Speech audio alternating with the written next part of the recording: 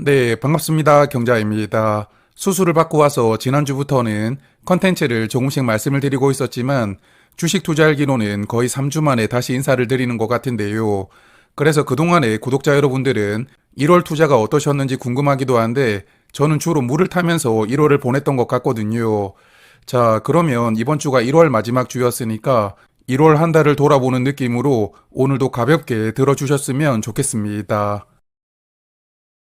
이번 주는 미국에서 금리 결정이 있었는데 예상대로 동결이 되더라고요.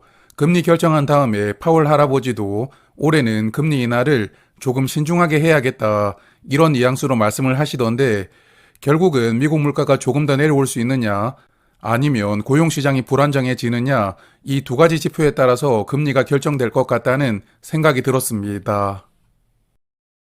그런데 금리가 발표되고 나서 조금 재미있는 상황이 발생을 했는데 트럼프 대통령이 연준을 강하게 비판을 하더라고요. 금리를 내리라고 이야기를 하고 있었는데 동결을 했으니까 아마도 이런 반응을 보였던 것 같은데요. 하지만 연준은 트럼프 당신 때문에 금리를 내리는 게 조심스럽다고 이야기를 하고 있는 상황이라서 앞으로도 상당한 신경전이 있지 않을까 생각이 들었고, 여하튼 관세는 올리면서 금리는 내리게 된다면 미국 물가를 낮추는 게 더욱더 힘들어지지 않을까라는 게 상식이라고 생각을 하는데, 미국이 어떤 선택을 할지도 올해 시장에 영향을 크게 주지 않을까 걱정도 들고 그랬습니다. 그리고 어제 저녁에는 개인 소비 지출 지수가 발표가 되었는데요. PCE 지수라고 해서 미국 연준이 가장 주목하는 물가 지수이고, 1월 PCE 지수는 전년 대비 2.6% 상승하면서 예상치에는 부합했거든요. 하지만 여기 그래프를 보시면 지금 3개월 연속 상승하고 있는 추세입니다. 그래도 미국 물가가 지난 1년 동안은 2%대를 유지하고 있기는 한데, 여하튼 금리를 높게 유지하고 있음에도 불구하고 물가가 쉽게 떨어지지 않는 모습을 보여주고 있다는 점도 조금 불안하다고 생각이 됩니다. 자, 그래서 물가도 조금씩 상승하고 있고, 또한 2월부터 시작되는 관세는 물가에 어떤 영향을 줄지 모르는 상황이기 때문에 시장에서도 당분간은 금리 인하하기가 어려울 것이라는 전망이 우세한데요. 미국은 다음 금리 결정이 3월 20일인데 현재는 금리를 동결할 것으로 전망하는 비율이 84%에 이르니까요. 다음 금리 발표 전까지 물가나 고용 지표가 크게 변동되지 않는 이상은 일단은 3월까지는 현재 금리가 유지될 것이라고 저도 생각을 하고 있습니다. 그리고 설 연휴 동안에 중국에서 개발한 딥시크라는 프로그램 덕분에 미국 테크 기업들이 난리가 났었잖아요. 그래서 어떤 프로그램인지 궁금하기도 해서 저도 한번 설치를 해보았고, 현대차 주가가 상승한다는 주제로 한번 물어보았습니다.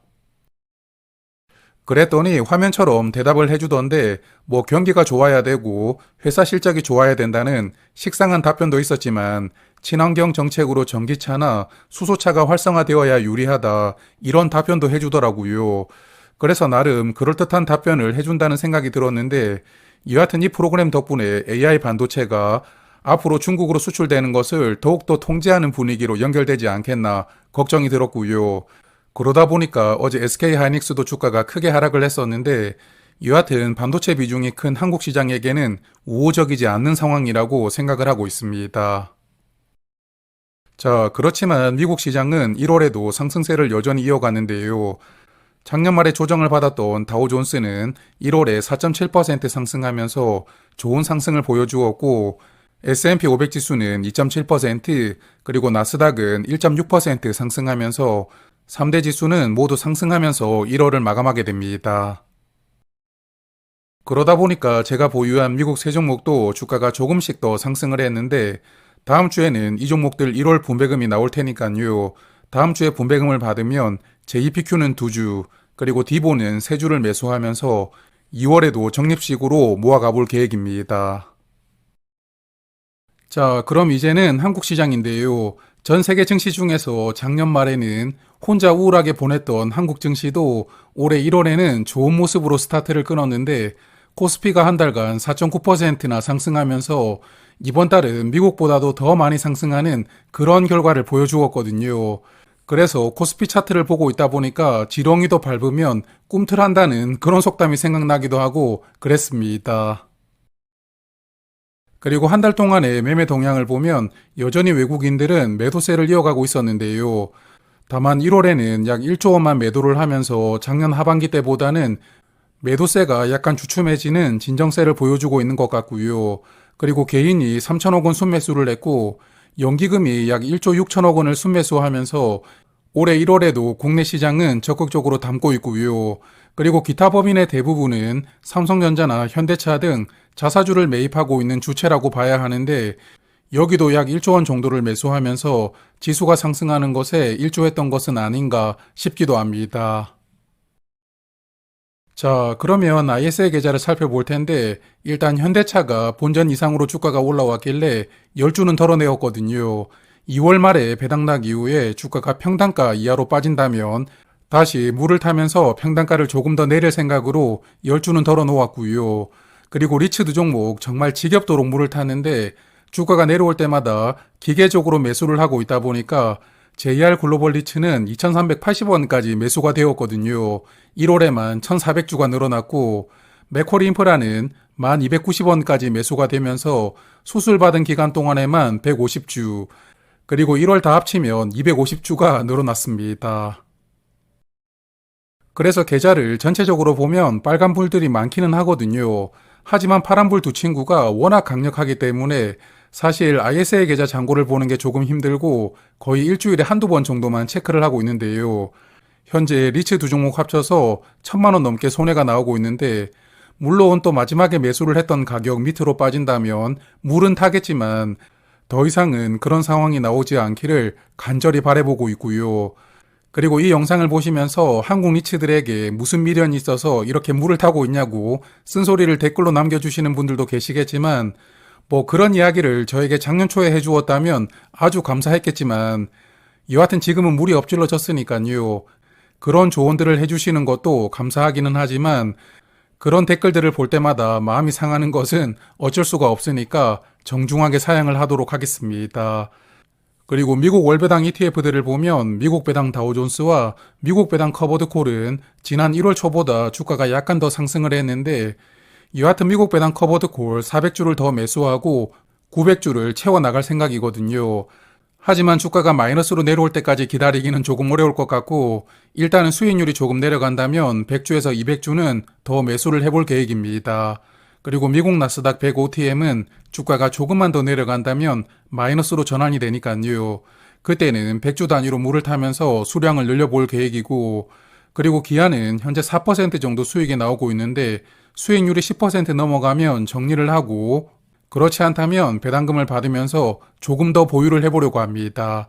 그리고 현대차도 주가가 마이너스로 내려오기 전에는 120주 그대로 보유를 할 계획이고 마지막으로 타이거은행도 플러스 구간이니까요. 이런 플러스 구간에서는 750주만 보유를 하면서 분배금만 매달 받아보려고 합니다. 자, 그리고 2월에는 월배당 ETF 중에서 커버드콜 종목을 하나 정도는 추가를 해볼 생각인데요. 일단은 첫 번째 후보로 S&P 500 지수를 커버드콜로 투자하는 상품 중에 하나를 선택을 해볼 생각인데 타이거나 코덱스 상품 두 개를 후보로 생각을 하고 있고요. 그리고 코덱스 미국 S&P 500 이 상품은 최근에 출시가 되었으니까 스터디를 조금 해보고 조만간에 한번 말씀을 드려보도록 하겠습니다. 그리고 AI 테크 종목들을 커버드콜로 투자하는 상품들도 주목을 해보고 있는데요.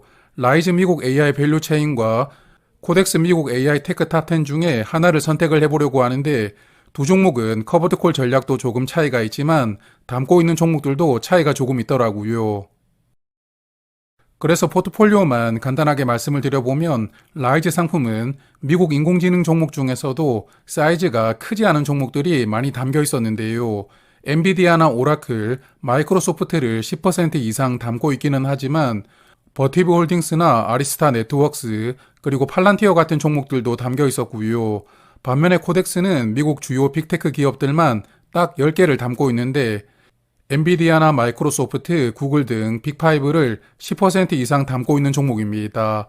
그래서 두 종목은 각자의 매력이 있을 것으로 보이고 여하튼 라이즈 상품도 조금 더 스터디를 해보고 2월 중에 한번 말씀을 드려볼 계획이고요. 그리고 환율이라든지 미국 시장 상황을 고려해서 오늘 말씀을 드렸던 네 종목 중에 하나 정도는 식구로 데리고 와보려고 합니다. 자, 그리고 마지막은 미래에셋 일반 계좌인데요. 이 계좌에서는 기아가 40주 남겨 있었는데 주가가 상승할 때마다 정리하다 보니까 40주가 모두 매도가 되었고요. 그리고 에이스 미국 빅테크 7도 100주를 덜어내면서 이제는 900주를 남겨두었는데 앞으로도 주가가 조금 더 상승을 한다면 100주씩 정리하면서 수량을 더 줄여나갈 생각입니다. 그리고 현대차도 주가가 17만원 근처까지 올라온다면 수량을 조금은 덜어내었다가 나중에 배당락 이후에 물을 타볼 계획이고, 그렇지 않다면 그냥 이 수량 그대로 보유를 하면서 배당금은 받을 생각입니다. 그리고 삼성증권도 이제 평단가까지 주가가 올라왔는데 당분간은 조금 지켜볼 생각이고요. 혹시나 주가가 43,000원까지도 빠진다면 그때는 조금 더 물을 타면서 다시 평단가를 조금 더 낮추어 봐야 될 것 같습니다. 그리고 참고로 삼성증권 24년 기말 배당금으로 3,500원을 지급하는데요. 23년 배당금보다 크게 늘어났는데 배당 기준일은 작년 말이었거든요. 그러므로 작년 말에 보유한 수량만 배당금을 받을 수가 있는데 저도 작년 말에 매수를 했던 50주만 배당금을 받을 수가 있거든요. 여하튼 삼성증권은 아직까지 밸류업을 발표하지 않았으니까 긍정적인 방향으로 조만간 발표해 주길 바라보도록 하고, 그런 시기가 오면 주가도 한 단계 레벨업이 될 수도 있지 않을까 생각하는데 여하튼 기대를 해보고 있습니다. 자, 그러면 주식 투자 일기는 다시 매주 주말마다 말씀을 드릴 테니까 저는 다음 주 주말에 다시 찾아뵙도록 하고요. 다음 주도 성토하시는 한 주 되시길 바랍니다. 고맙습니다.